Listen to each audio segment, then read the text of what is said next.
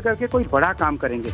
आज मुझे ऐसा प्रतीत हो रहा है कि बिल्कुल महाराज जी हमारे साथ बन रही है, हमारे साथ चंपत राय जी जुड़ गए हैं। चंपत राय जी, जिस तरीके से एक दुखद खबर आ रही है महंत नरेंद्र जी के संदिग्ध निधन की, क्या प्रतिक्रिया है आपकी और संत समाज का, सनातन धर्म का कितना बड़ा नुकसान हुआ है?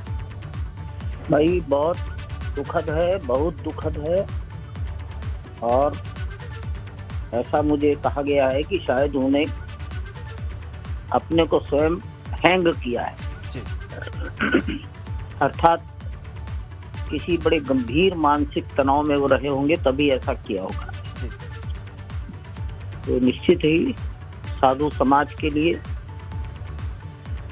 बहुत ही एक दुखद घटना है, दुखद घटना है। और आज देश में ऐसे सक्रिय साधु बहुत कम हैं जैसे वो थे।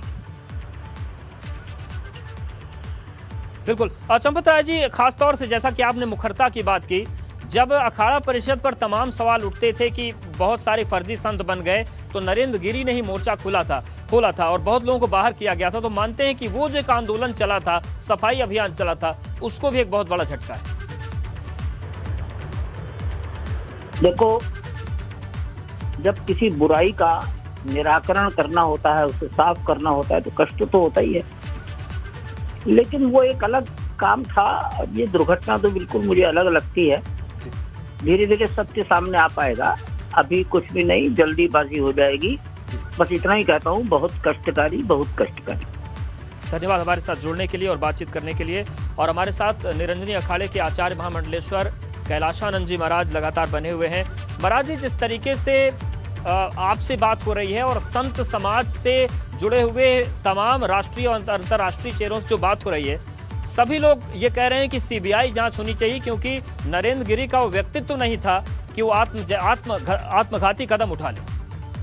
नहीं, मैंने कहा ना आपको, मैं भैया आपको बता रहा हूँ कि मैं उनको 20 वर्षों से जानता हूँ। वो कभी आत्महत्या करने वाले प्राणी नहीं थे और ना ही आत्महत्या के समर्थक थे वो।